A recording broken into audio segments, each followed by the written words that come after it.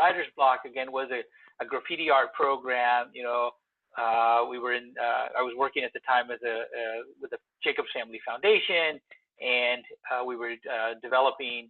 We were looking at developing a vision for 20 acres, a piece of property that was in the community that nobody wanted. It was an eyesore in the community. Nobody wanted to do anything about it. The redevelopment agency had taken it out of its jurisdiction, and so the community was looking for somebody to do something with it, because there was also crime and violence in the area. It was right next to an intersection that was called the Four Corners of Death, because 52 different gangs intersected in that area.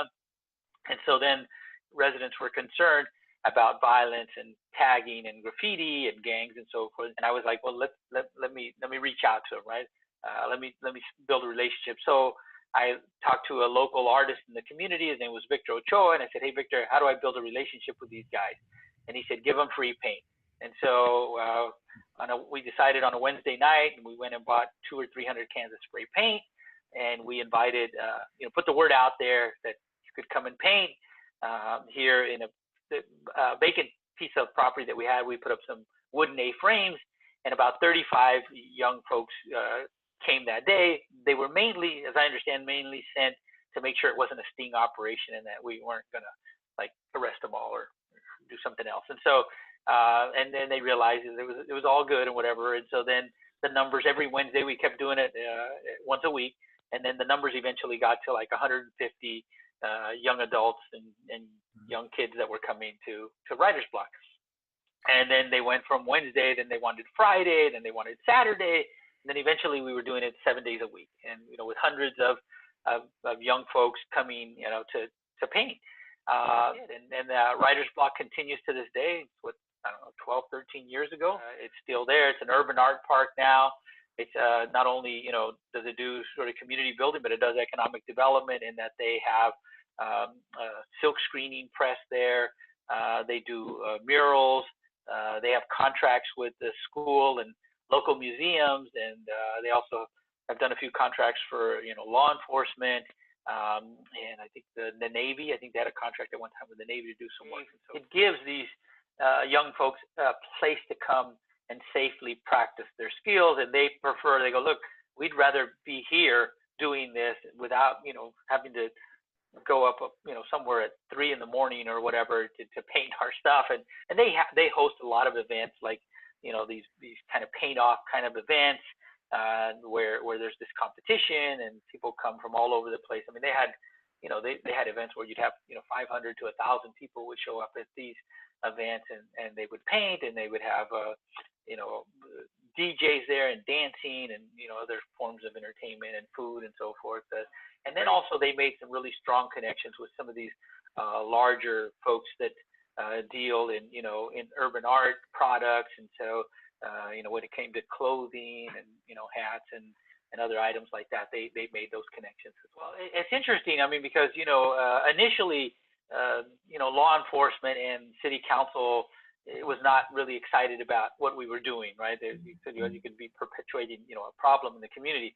However, after seeing what was going on and helping them strengthen and build their relationship with the folks at Writerz Blok, they were really exceptional supporters. I mean, it was interesting. I remember one day I was in my office and I got a call, and somebody said, hey, you really need to get down to Writerz Blok.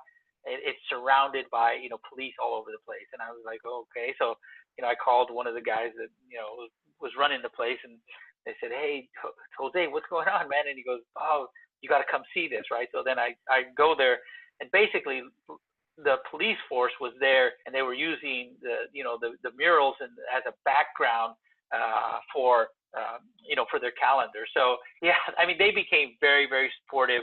Also, the folks that were very supportive with the juvenile justice system, they would send the kids to do volunteer hours, at Writerz Blok. And so, and these guys then, the Writerz Blok guys who grew up just like them, would mentor them, and sort of as a big brother, and bring them along and said, hey, look, instead of going out there and causing all this vandalism and damage, you can come here and use your skills. Like it might, you can draw something, it might end up on a t-shirt, you can help us with the mural, with some of these contracts. You can do some silk screening and so forth. And so anyway, they turned their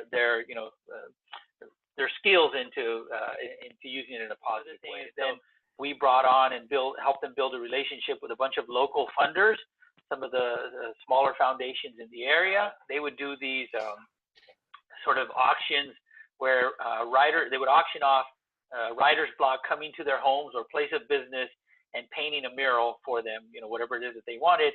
And they were these auction items were going for, I think it was like $6,000 to $10,000 per opportunity for Writerz Blok to go do this mural and whatever. So the other connection that we made was with the museums. And so, in the San Diego area, you have Balboa Park that has all of the institutions, the museums are all located there. So we helped them build a relationship with those folks.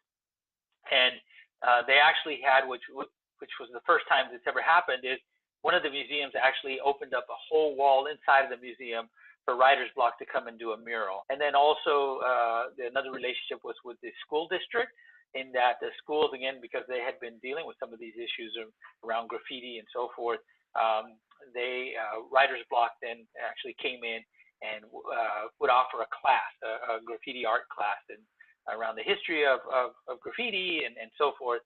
And so they were now in the school system, and the school system had a contract with them to actually provide this graffiti art and history class.